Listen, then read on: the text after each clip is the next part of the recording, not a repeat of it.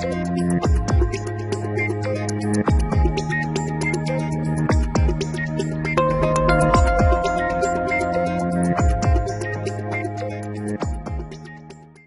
everybody, Stephen Bogran here from Pro Physique, and today we're going to talk about how to count your macronutrients.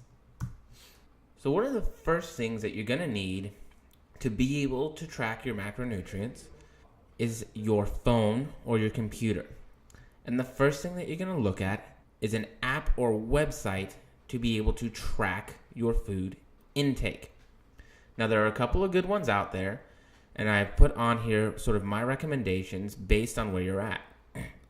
My two favorites are MyFitnessPal and My Macros Plus. If you are a little bit more experienced, My Macros Plus is a great option. It has barcode scanners, and it is a little bit more in-depth and intricate. It also allows you to set daily goals, and if you pay, it's like $20 a year right now, you can actually set different goals for each day that you have. So if you want different macros for a day that you do work out and a day that you don't work out, My Macros Plus is going to be a really good bet. Now, MyFitnessPal also has a free version. So if you're looking to not spend money, that is a great place to start. It is also very good for new users. What I've found can be the biggest difficulty for using MyFitnessPal is that you have to make sure you verify that all the food data is correct. There are a lot of incorrect entries on MyFitnessPal. And for some people, like myself, you can see that a lot of entries have net carbs as their overall carb count. Now, I count all fibrous carbs as well into my numbers, so that does not work for me. I have to be very conscious and aware of how everything is entered and what choices I use in that bank. Now, there are a lot of food bank choices in there, and if you're eating out, MyFitnessPal might be a better option. I actually have both on my phone and utilize both depending on the setting that I am in. The second main thing that you're going to have to get used to doing is weighing out your food. There are different types of scales. I, of course, am going to recommend a digital scale. The reason being because you can go back and forth from ounces to grams and other types of measurement increments on a digital scale that you can't necessarily do on a non-digital scale. It is going to make it a lot easier, especially since you don't always control what measurements are used on your tracking app if you're using data from the food bank. One of the other things that you're going to learn quickly is that a food's weight is not the same as the nutrients weight, right? So 20 grams of chicken or beef or pork is not the same as 20 grams of protein. A good example would be that most uncooked, boneless, skinless chicken breast is going to be about 20 grams of protein for 4 ounces of actual chicken meat. You're also going to be able to use a digital scale to tare. So say if you put your plate on there, you can weigh out your chicken. You can tare it back down to 0 and weigh out your rice or your vegetables or whatever else you want on that same plate of food or in that same Tupperware container without having to go back and forth, turn it on and off, or move food on and off of the plate. Digital scales are going to be a much more convenient way to go about measuring your food. This is going to be imperative if you want to be accountable and accurate with your food intakes. So next we want to talk about calories. Calories are going to be the simplest way to begin to be accountable to the food that you're eating. Now, we will talk about how calories break down into your macronutrient intakes, but if you are not quite there yet, calories is a great place to start. When you are getting ready to break down calories into macronutrients, you need to know what your consistent calorie goals are. And when you are beginning a diet, you want to take a food log for a minimum of 3 days. One of those days should be a weekend or a day that you don't track. a day that maybe you have drinks or you go out to eat with family, if that is your norm. This is going to give us a much more reasonable and accurate account of what your actual food intake is on a given week. So let's dig in and let's talk about carbohydrates.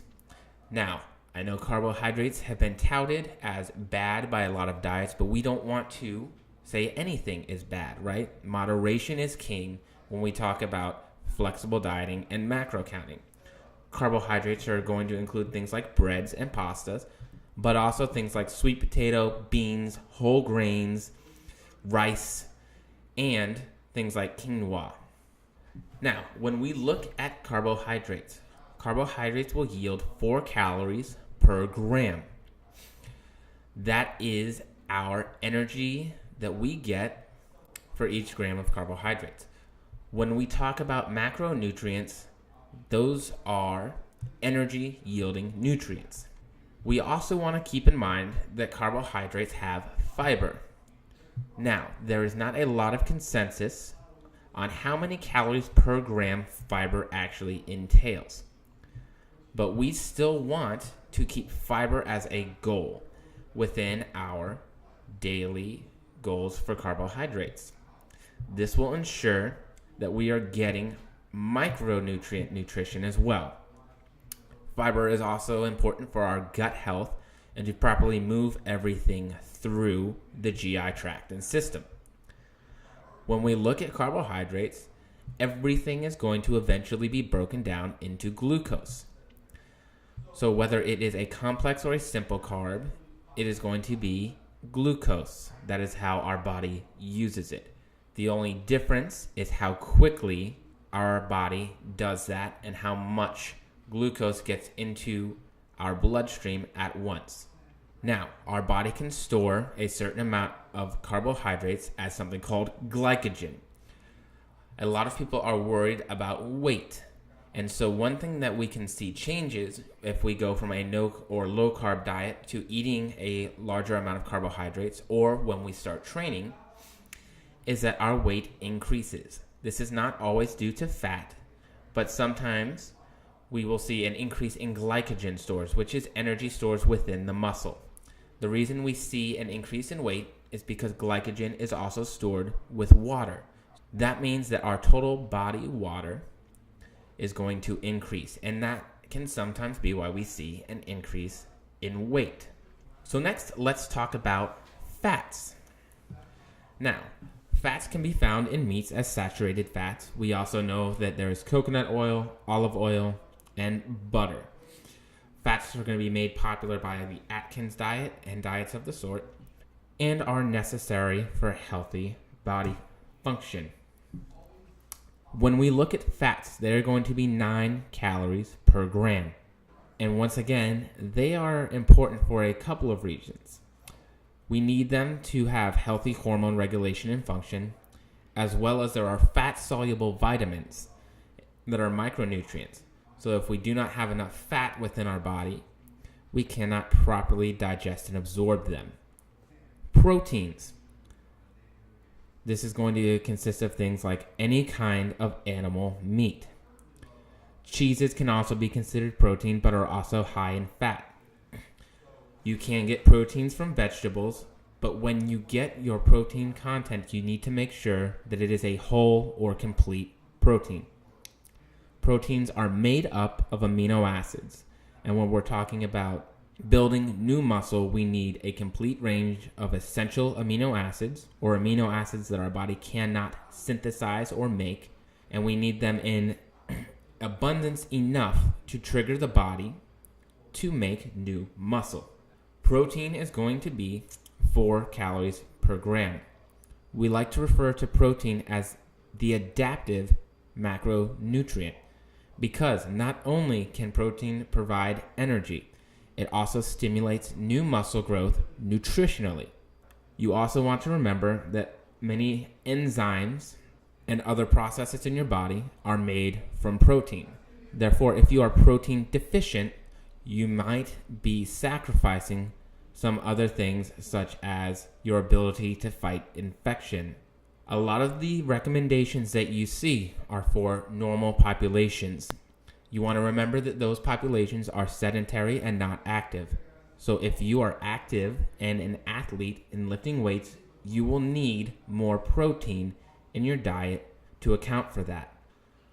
Really, you want to remember that just like anything else, you need to be patient with the process. If you are new to counting macros, you shouldn't expect for perfection out the gates. When you set your initial goals, set something that's easy for you to hit. Maybe being within 20 grams of each at first if you're having trouble. And then improve from there. Consistently work on getting better and making improvements over time. Consistency is going to be huge. Many people can see large benefits simply from becoming more consistent with their dietary intake. Counting macronutrients is all about being consistent. It is about giving us accountability and about being on target on a regular basis. And guys, that's really about it for our introduction to counting macronutrients. Remember, you're going to have 4 calories per gram on protein, 4 calories per gram on carbohydrates, and 9 calories per gram on fats. Your total calories are simply a breakdown of the amount of each of those macronutrients that you have each day and their calorie goals. This is a good starting place for you, and there is a lot more to it, but this is just meant to be an introduction.